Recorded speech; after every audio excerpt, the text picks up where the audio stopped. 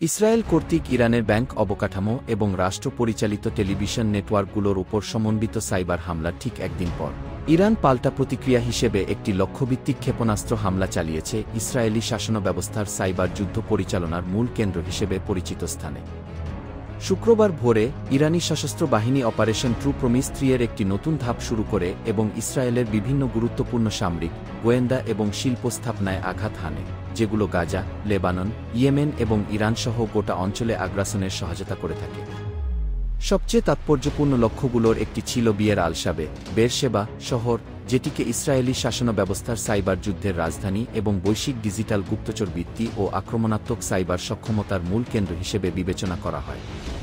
Israeli মিডিয়ার প্রতিবেদনে বলা হয়েছে, ইরান কর্তৃক নিক্ষিপ্ত ক্ষেপণাস্ত্রটি ইসরায়েলের বহুস্তরীয় অত্যাধুনিক আকাশ প্রতিরক্ষা ব্যবস্থা অতিক্রম করে সফলভাবে লক্ষ্যবস্তুতে আঘাত হানে। যদিও এটি প্রাথমিকভাবে শনাক্ত করা গিয়েছিল, তবে প্রতিরক্ষা ব্যবস্থা সেটিকে প্রতিহত করতে ব্যর্থ হয় এবং তা সরাসরি লক্ষ্যভেদ করে।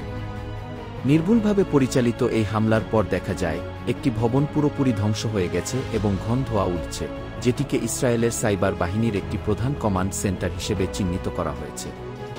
বেন-গুরিয়ন বিশ্ববিদ্যালয়ের পাশে অবস্থিত অ্যাডভান্সড টেকনোলজিস পার্ক হল এক বিশাল কমপ্লেক্স যেখানে ইসরায়েলের শীর্ষ সাইবার যুদ্ধ কার্যক্রম পরিচালিত হয়। এই কেন্দ্র থেকে ইরানসহ বিভিন্ন আঞ্চলিক রাষ্ট্রের বিরুদ্ধে সাইবার হামলা পরিচালিত হয়। এটির মাধ্যমে শাসনব্যবস্থার আক্রমণাত্মক সাইবার কৌশল তৈরি ও পরিচালনা করা হয়। এই পার্কে আইবিএম, পেপ্যাল এবং ওরাকলের মতো বহুজাতিক প্রযুক্তি প্রতিষ্ঠানগুলো কাজ করে, যাদের অনেকগুলো ইসরায়েলের সামরিক ও গোয়েন্দা সংস্থার সঙ্গে ঘনিষ্ঠ সম্পর্ক রয়েছে। এর মধ্যে সবচেয়ে গুরুত্বপূর্ণ হল ইউনিট 8200, ইসরায়েলি সেনাবাহিনীর প্রধান সাইবার গোয়েন্দা ও নজরদারি বিভাগ, যার অধিকাংশ অবকাঠামো এই শহরেই অবস্থিত। বিয়ের আল-শাবে কেবল প্রযুক্তি কেন্দ্র নয়, এটি ইসরায়েলি দখলদার বাহিনী, ব্যক্তিগত সাইবার ঠিকাদার এবং একাডেমিক প্রতিষ্ঠানের সমন্বয়ে গঠিত একটি নেটওয়ার্ক, যা সাইবার অস্ত্র তৈরি ও ব্যবহার করে বলে সমালোচকরা মনে করেন, যেটি বসতি উপনিবেশবাদী সম্প্রসারণ ও আঞ্চলিক অস্থিরতা সৃষ্টি করে। বেন-গুরিয়ন বিশ্ববিদ্যালয় এই ব্যবস্থার কেন্দ্রীয় অংশ।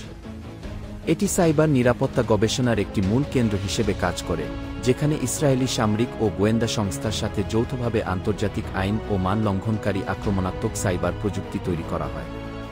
একাধিক ইসরায়েলি সরকার বিয়ের আল-শাবেকে সাইবার রাজধানী হিসেবে গড়ে তোলার জন্য বিশাল বিনিয়োগ করেছে এবং বিশ্বের শীর্ষ সাইবার প্রযুক্তি কোম্পানিগুলোকে এখানে স্থায়ী কার্যক্রম পরিচালনার জন্য উৎসাহিত করেছে। ইসরায়েলের সাইবার যুদ্ধের ইতিহাস দীর্ঘ ও বিতর্কিত। 2009 ও 2010 সালে তারা যুক্তরাষ্ট্রের সঙ্গে যৌথভাবে ইরানের পারমাণবিক কর্মসূচির উপর একটি বড় সাইবার হামলা চালায়, যার ফলে হাজার হাজার ইউরেনিয়াম সমৃদ্ধকরণ সেন্ট্রিফিউজ ক্ষতিগ্রস্ত হয়। যদিও এসব স্থাপনাসমূহ জাতিসংঘের তত্ত্বাবধানে ছিল। এই ঘটনার মাধ্যমে গুরুত্বপূর্ণ অবকাঠামোর ওপর ধ্বংসাত্মক সাইবার যুদ্ধের প্রথম নিশ্চিত উদাহরণ তৈরি হয়। এরপর থেকে ইসরায়েল একাধিকবার ইরানের বন্দর, তেল বিতরণ ব্যবস্থা ও রেল নেটওয়ার্কে সাইবার হামলা চালিয়েছে এবং আন্তর্জাতিক সমালোচনার মুখে পড়েছে। ইসরায়েলি শাসনব্যবস্থা গাজায় হামাস ও লেবাননে হেজবোল্লাহর মতো প্রতিরোধ গোষ্ঠীগুলোর অভ্যন্তরীণ যোগাযোগ, লজিস্টিক এবং সমন্বয় নষ্ট করার জন্যও সাইবার যুদ্ধ চালিয়েছে। এই অপারেশনগুলোর কেন্দ্রে রয়েছে ইউনিট 8200, যা পরিচিত বৃহৎ পরিসরের সাইবার নজরদারি, ইলেকট্রনিক গুপ্তচর বৃত্তি এবং আক্রমণাত্মক হ্যাকিং কার্যক্রমের জন্য। এই ইউনিট রাষ্ট্র পর্যায়ে পরিচালিত সবচেয়ে উন্নত ও বিস্তৃত ডিজিটাল অভিযানের জন্য আন্তর্জাতিকভাবে সমালোচিত। সামরিক প্রযোগ ছাড়াও ইসরায়েল তার সাইবার সক্ষমতা বিদেশে রপ্তানি করেছে। উদাহরণস্বরূপ, এনএসও গ্রুপ কর্তৃক তৈরি পেগাসাস স্পাইওজার ব্যবহার করে বিভিন্ন দেশের সরকার, সাংবাদিক, কর্মী এবং সিভিল সোসাইটির সদস্যদের ফোন হ্যাক করা হয়েছে।